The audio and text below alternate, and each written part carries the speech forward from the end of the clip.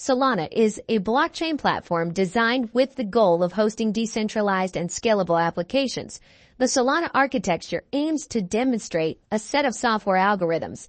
This is done to eliminate software as a performance bottleneck compared to blockchain. This combination allows transactions and their scalability.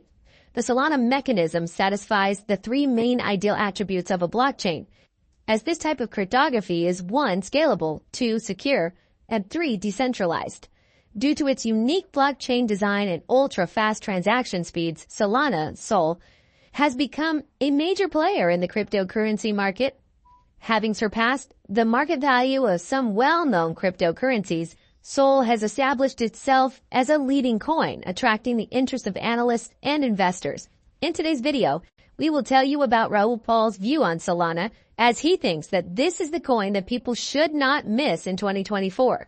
But before we get into the video, make sure you subscribe to our channel and press that bell icon to never miss an update. Following the NFT hype and growing demand from the DeFi community, the price of Solana, or SOL, cryptocurrency more than tripled during the summer of 2021. It had virtually evaporated by the end of 2022, priced at $100.86 by SOL on February 8, 2024, was similar to Solana's price in early 2021. The collapse of cryptocurrency trader FTX in 2022 particularly affected the cryptocurrency, as FTX and its sister company, Alameda Research, sold a large number of coins to avoid bankruptcy. The Solana protocol is similar to Ethereum in that it can allow the creation or exchange of non-fungible tokens. Solana, however, uses a technology called POH, or Proof of History, which allows it to achieve high transaction speeds. The Solana Foundation, creator of the protocol based in Switzerland, claims to be capable of reaching up to 65,000 transactions per second compared to 16 for Ethereum. Additionally, Solana had no transaction fees or gas, unlike Ethereum, which had increasing transaction costs. Anyone who was an investor in Bitcoin in 2011 and 12 was like a Series A investor. 2013 cycle, maybe Series B, 2015-16 Series C, last cycle Series D, and generally when IPOs happen in the market of values, in strong markets like this. And what is seen is that after the IPO, the launch would be unstable. Sometimes it sold very strongly. Facebook experienced very significant sales as its profits were repositioned. Many people started this ETF so they would want to relax, and many of them are going to move to Ethereum. They believe, rightly, that Ethereum is the most likely candidate for the next ETF. And if Bitcoin went up 100% because of this ETF, ETH would go up 300% because it is less liquid, and you will put the same amount of money into it. Also, there are many people who undo the GBTC arbitrage, close that position and sell it, and move to another ETF. There are many shenanigans, and you can see that with the net flows, the total flows were around $4.5 billion. The net flows are much smaller, around 700 million. This remains the largest ETF launch ever in the series history. A lot of GBTC guys are relaxing, and this will go away. Some will wait a few days to see if the market is stronger, whatever that may be, so it lasts a while. Then it advanced many requests at the end. That's maybe 1 billion, maybe 2 billion applications that they will have submitted. So who is the buyer? There are people who are at the forefront and who want to sell. Then you will see volatility. Expect 30 to 35% pullbacks, which could be minor, but wait for them.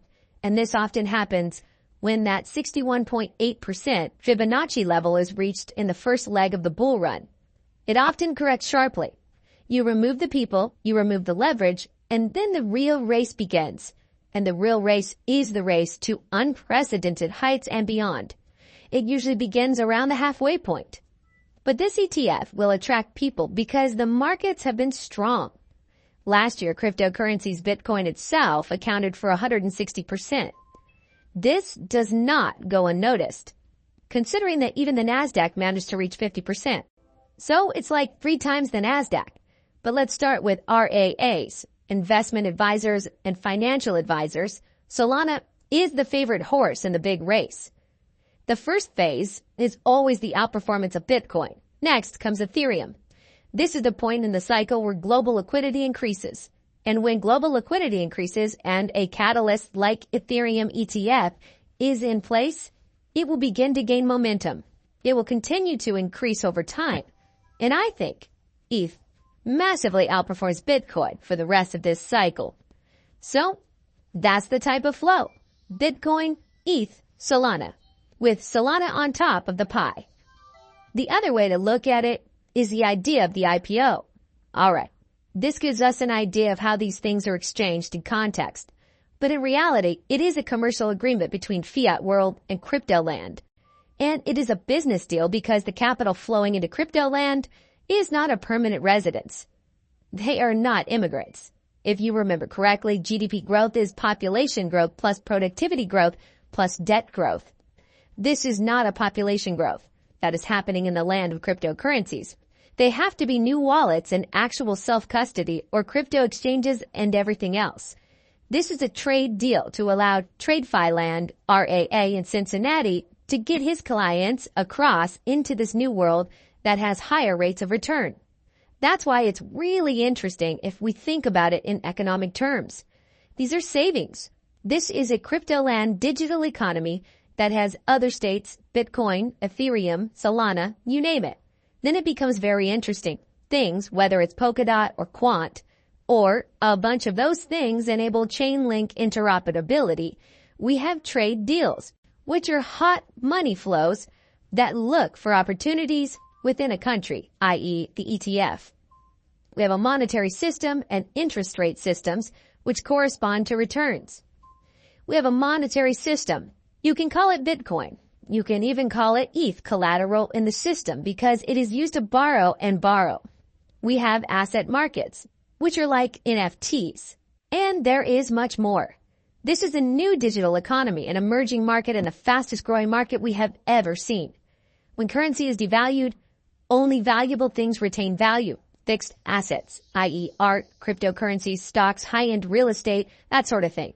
Things that the rich own outside of the cryptocurrencies because everyone can do it. It is the first scarce and democratized good. Gold is doing well. Too well. This makes it worse than it should. But that's what degradation does. It devalues it compared to things of value.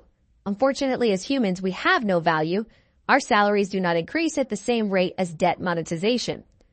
Downgrading occurs on average at a rate of about 15% annually in the United States, while wages rise more in line with GDP or simply inflation itself. Nobody advances. What happens is that asset prices rise, but wages do not. So why don't assets increase? This is the confusion everyone has. It's printing money. It's inflation. This is asset price inflation. Goods inflation. These are variable inputs. You can do more of these things. Variable items are not as valuable and therefore are not adjusted because demand in the economy is not being adjusted. It's not that people buy more things. For example, if you're young, it's like having student debt. You're 35 years old and you have student debt. You have 2 children now. Are you married? You had to leave New York or any other city. You worry about job security. How will everything change? How are you going to save? If you put money in your 401k, it doesn't seem to pay for a house. How are you going to pay for a house? That is why the millennial population is enormously and rightly attracted to cryptocurrencies because they want and need that risk that gives them the opportunity to do what their parents had. And that is why they are attracted to investing in technology.